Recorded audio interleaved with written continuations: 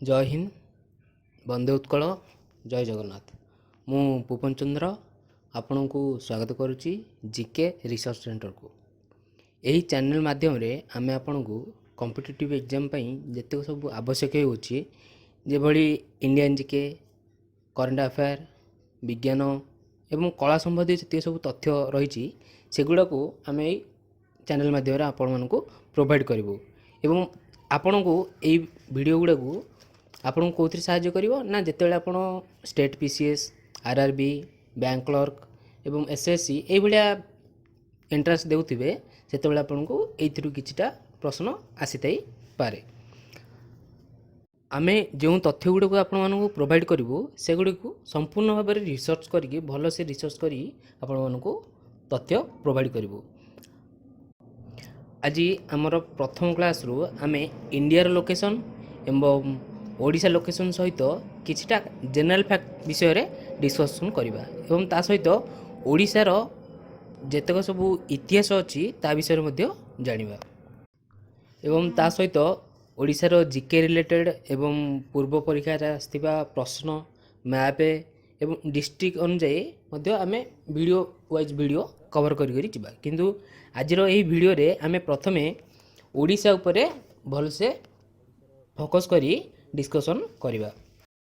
तो आज आम क्लास रे कौन कौन डिस्कसन करिबा geographical position of Odisha, some general fact, history of Odisha माने हिस्ट्री मगध एम्पायर केमिति थिला, तापर केमिति मेडिवल को आसिला, मेडिवल परे मॉडर्न हिस्ट्री कौन कौन सब हेतिला, ब्रिटिश रूल एगुडा सब आम डिस्कसन करिबा।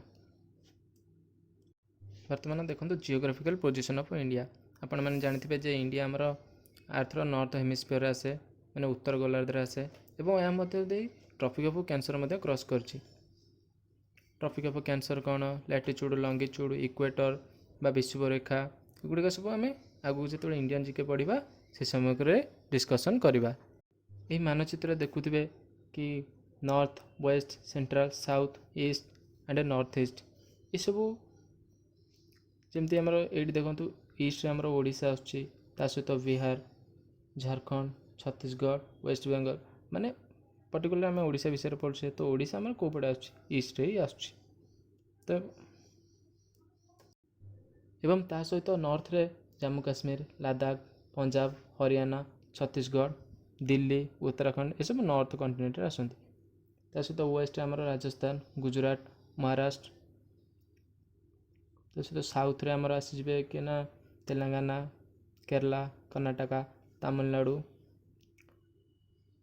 एवं नॉर्थ ईस्ट आमर सेवेन सिस्टर आसाम, अरुणाचल प्रदेश, नागालैंड, मणिपुर, मिजोरम, त्रिपुरा।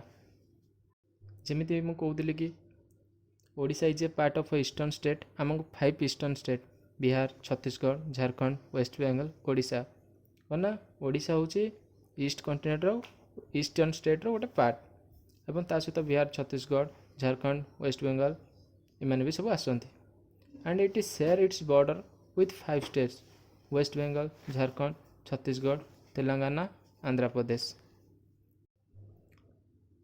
ओडिशा तार बॉर्डर क्या सहित शेयर करे ना west Bengal, Jharkhand, Chhattisgarh, Telangana, Andhra Pradesh and it is located on bay of Bengal side.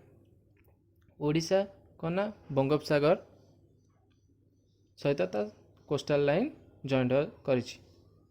तो किछटा जनरल फैक्ट ओडिशा विषय जानी रखु बा ता हिस्टोरिकली नेम जानी रखु जमती मौर्यन एम्पायर ओडिशार नाम कलिंग थिला एवं उत्कल जहाँकि आम नेशनल आंथम रे डिस्क्राइब होती ओडिशा जगह आम उत्कल ही गाउचे तापर यह भी महाभारत में ओडिशा को उत्कल कहते सहित आउ कहूँ महारकंत्रा, उद्रा, ओर्दा एगुड़ा भी सब जो उद्रा और ओर्दा ये सब ट्राइब्स को ऊपर देखिए नाटी पड़ी तापर ये ट्राइब्सटा स्पेलिंग मिस्टेक हो जाइए को आपण मैंने आमको क्षमा करदे।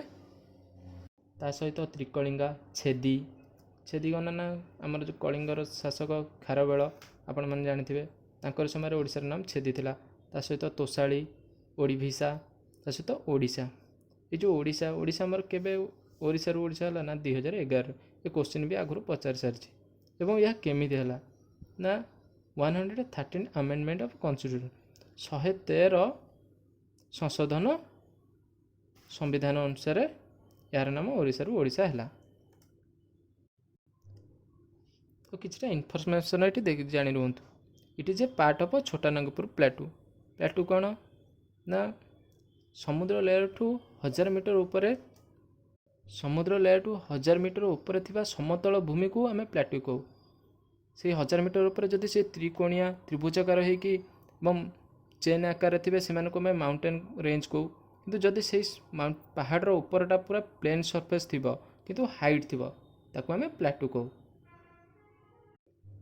It's coastal line extending from Ganga to Godavari. यार कोस्टल लाइन माने जो समुद्र सहित जो जॉइंट जो मरु माटी एरियाटा एटा गंगा टू गोदावरी पर्यंत एक्सटेंड अच्छी। And its length is 485 kilometre and known as Utkal coast. यार जो लेंथ अच्छी आमर केते ना 485 किलोमीटर एवं यहाँ आम उत्कल कोस्ट कहू। एगुड़िक आम आगू डिस्कसन करवा।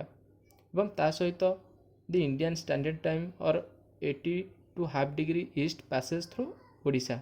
मैंने आम जो स्टैंडर्ड टाइम फॉलो करूँ इंडिया तार जो लंगिट्यूडटा ओडिशा दे मध्य क्रॉस करछि। को डिस्ट्रिक्ट ना Nuapada Nabarangpur Malkangiri Koraput. The eastern Ghat third highest peak Deomali located in Odisha Koraput. Eastern घाटर तृतीय उच्चता माने तृतीय हाई उच्चता माने अधिक उच्चता सीटा आमर ओडिशार अच्छी जहाँकि देवमाली। देवमाली मध्य आम ओडिशार सबुठु उच्च पर्वत बा mountain. This region is also known as Utkal which is mention in national anthem. एटा मु आपनको मध्य कहितली जे आमे जो ओडिशा आमर उत्कल एबे भी यूज होछु नेशनल एंथम रे। The foundation day of Odisha 1 April and it's called as Utkal Divas. आम फाउंडेशन डे ऑफ ओडिशा कबे ना 1 एप्रिल। आम यहाँ आम उत्कल दिवस रे मध्य पालन करूँ। आपण मैंने भी करुवे। इन 1 April 1936 it was separated from Bihar. 36 एमती कौन होता कि आम से दिनटा को आम उत्कल दिवस भाव पालन करूँ कहीं से दिन ओडिशा बिहार सेपरेट होता जहाँकि एवं बर्तमान झारखंड कहले भी किसी भूल हो ना। यही इमेज रे आपण देखिपे से ओडिशा झारखंड सहित भी और बिहार सहित कनेक्ट थिला एवं बिहार तापर झारखंड बाहरला जहाँकि जदि पचारदेला क्वेश्चन है कि ओडिशा काहाठू अलग है तो झारखंड ऑप्शन देते भी सीटा किसी भूल हम ना। तो नेक्स्ट पॉइंट रे देखंतु throughout the medieval and British period Cuttack was the capital of Odisha. The capital was change from Cuttack to Bhubaneswar in 1948।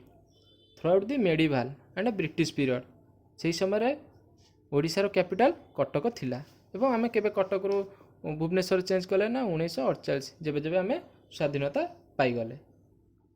तापर Odisha is drain by 3 major rivers Mahanadi Brahmani Baitarani. माने ओडिशा रे मेनली माने मुख्यतः भाव 3टी नदी बहुत फेमस महानदी ब्राह्मणी बैतरणी। बर्तमान ता सहित आम ओडिशा विषय किसी जानीदे about Odisha. Fakir Mohan Senapati is known as father of Odia language. Fakir Mohan Senapati को आम ओडिया लैंग्वेज फादर कहू। In 1936 it was a 6 district. 1936 रे ओडिशा रे 6टी डिस्ट्रिक्ट थिला। टिल रिच 1993 और 1994 it had 13 district.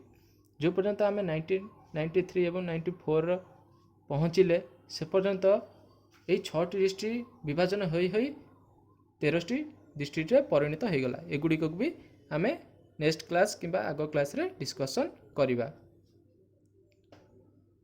Within 2 to 3 year 13 district divided into 30 district that were at present time। यही 13टी district समय क्रमे बा तार 2-3 वर्ष भितर 30 डिस्ट्रिक्ट रे मध्य विभाजित हो गला। एवं यही डिस्ट्रिक्ट मध्य लार्जेस्ट किए ना मयूरभंज तापर स्मॉलेस्ट किए ना जगतसिंहपुर एवं पॉपुलेशन कोठी अधिका ना गंजाम एवं Chilika lake largest lagoon lake of India and brackish water lake. माने इंडिया सबुठ बड़ लागून लेक। ए लागून लेक कौन आम जो समय पूरी डिस्ट्रिक्ट कवर करिया से समय टॉपिक टी को आम कवर मध्य कर। Hirakud dam is longest dam in India. मन रखो तो लॉन्गेस्ट और लार्जेस्ट भितर बहुत फरक थाए। लार्जेस्ट माने पूरा पर्टिकुलर एरिया भितर बड़ थी। लॉन्गेस्ट माने पूरा एकदम सीधा थी एवं लंबा थी ताको आम लंबा डैम कहू। जदि लॉन्गेस्ट डैम पचारा आम हीराकुद कहबे इंडिया रे। जदि लार्जेस्ट पकेला ତାହେଲେ ଟେହେରୀ କିମ୍ବା ଭାଟନଗର, ଏବଂ ଏହା ବି ଭିନ୍ନ ଭିନ୍ନ କ୍ୟାଟେଗୋରୀ ଅନୁଯାୟୀ।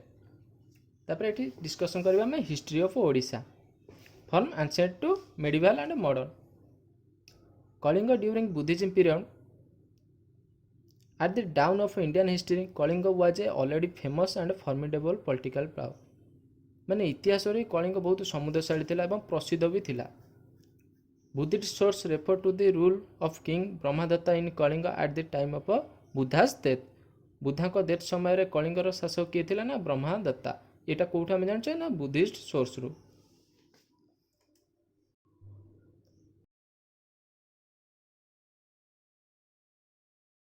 ତ ନେକ୍ସଟ ସ୍ଲାଇଡ଼ରେ ଆମେ ଡିସ୍କସନ୍ କରିବା କଳିଙ୍ଗ ଇନ୍ ମଗଧେରା, ମାନେ ବୁଦ୍ଧିଜିମ୍ ପରେ କଳିଙ୍ଗର ମାନେ କେମିତି ଥିଲା, କ'ଣ ହେଲା, ଆମେ ସେଗୁଡ଼ିକୁ ବି ଏବେ ଡିସ୍କସନ୍ କରିବା। In the 4th century BC, first Indian empire builder Mahapadma Nanda founder of Nanda dynasty conquered Kalinga to a short time period. 4th century BC ମାନେ କ'ଣ, ବିଫୋର କମନ୍ ଏରା, ଯୀଶୁଖ୍ରୀଷ୍ଟଙ୍କ ଜନ୍ମ ପୂର୍ବକୁ ଆମେ ବିଫୋର କମନ୍ ଏରା ବି କହୁ। ଫର୍ଷ୍ଟ ଇଣ୍ଡିଆନ୍ ଏମ୍ପାୟାର ବିଲ୍ଡର ମହାପଦ୍ମନନ୍ଦା, ଯିଏକି ଆମ କଳିଙ୍ଗକୁ ନିଜ ଅକ୍ତିଆରରେ ନେଇଥିଲେ, କିନ୍ତୁ କିଛି ଅଳ୍ପ ସମୟ ପାଇଁ। In 300 BC, the real power of Kalinga established from the fact that while Chandragupta Maurya conquered almost the whole of India and defeated the Greek king Seleucus Nicator, he did not invade Kalinga, which was so near to Magad. Neither his son Bindusar, who was also a mighty king, did not conquer Kalinga।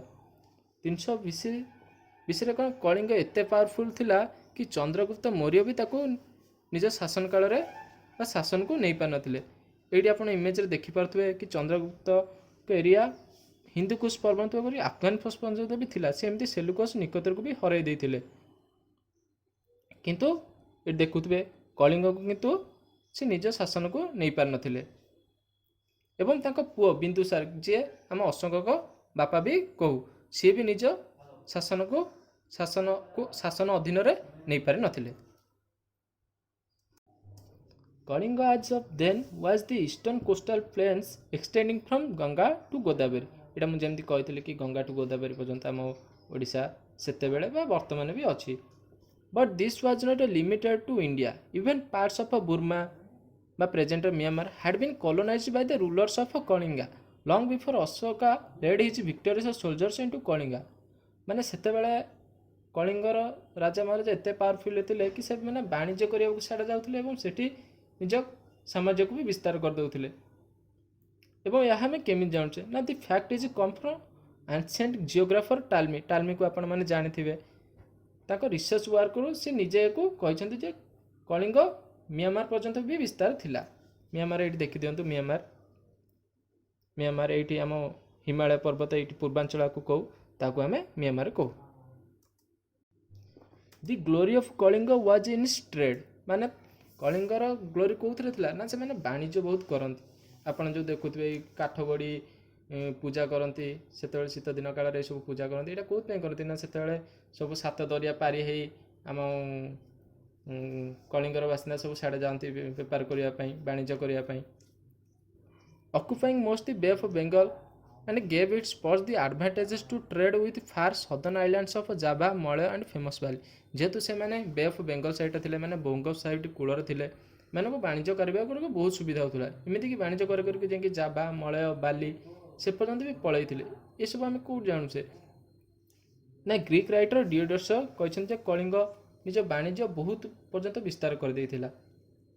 ଏଇ ଦେଖିଦିଅନ୍ତୁ Java, India, ଏଠି ଇଣ୍ଡୋନେସିଆରେ ଗୋଟେ island ଅଛି ଯାହାକୁ Java କୁହାଯାଏ। ଏଇଟା ହେଉଛି Java ଏବଂ ଏଇଟା ହେଉଛି Sumatra.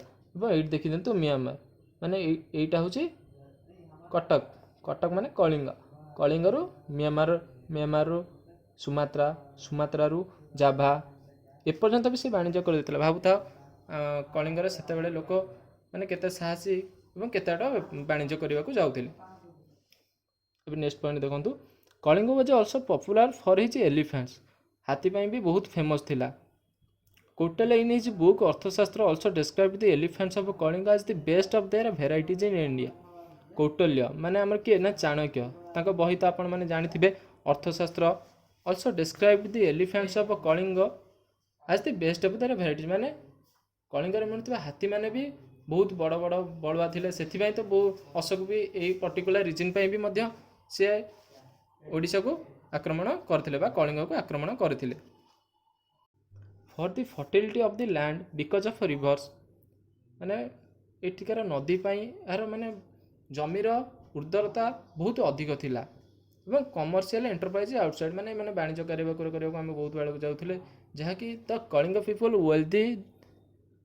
Wealthy and prosperous catching the attention of almost every kingdom of subcontinent. ଯେହେତୁ ଏମାନେ ବହୁତ ଧନୀ ହେଉଥିଲେ ଏବଂ ବଢ଼ିଆ ଲ୍ୟାଣ୍ଡ ଥିଲା ଚାଷବାସ କରିବା ପାଇଁ, ତ ଅନ୍ୟ ରାଜାମାନଙ୍କର ଯେତେ ଶାସନ କାଳ ଥିଲା ସେମାନେ ସବୁ ଓଡ଼ିଶା ବା କଳିଙ୍ଗକୁ ନିଜ ଅକ୍ତିଆରରେ ନେବାକୁ ଚାହୁଁଥିଲେ। ଯେମିତିକି ନନ୍ଦା ଡିନାଷ୍ଟି ଡିସ୍କସନ୍ କରିଥିଲେ କିଛି ସମୟ ପୂର୍ବରୁ, ମହାପଦ୍ମା ନନ୍ଦା ଆମ ଓଡ଼ିଶାକୁ ଆକ୍ରମଣ କରିଥିଲେ ବା କଳିଙ୍ଗକୁ ସେ ସମୟରେ ଆକ୍ରମଣ କରିଥିଲେ, କିନ୍ତୁ କିଛି ସର୍ଟ ଟାଇମ୍ ପିରିୟଡ଼।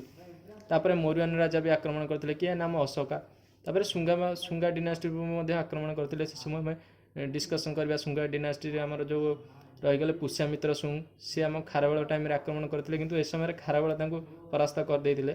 ଏସବୁ ଆମେ ନେକ୍ସଟ କ୍ଲାସ୍ରେ ଡିସ୍କସନ୍ କରିବା। କଳିଙ୍ଗ ୱାର୍ରୁ ଆରମ୍ଭ କରିବା ଏବଂ ପୁରା ବ୍ରିଟିଶ ଇଣ୍ଡିଆ ପର୍ଯ୍ୟନ୍ତ ଶେଷ କରିବା।